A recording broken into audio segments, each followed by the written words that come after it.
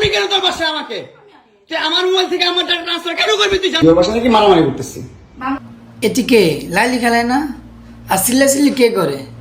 লালি খেলা বলায়নি।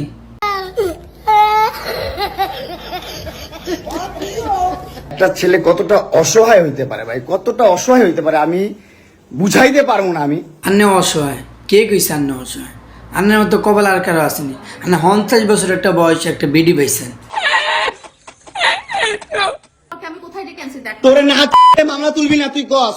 আস্তাগফিরুল্লাহ, এটা কি কইলেন? মাল্লাওয়া কি এমনি ব্যবহার করে?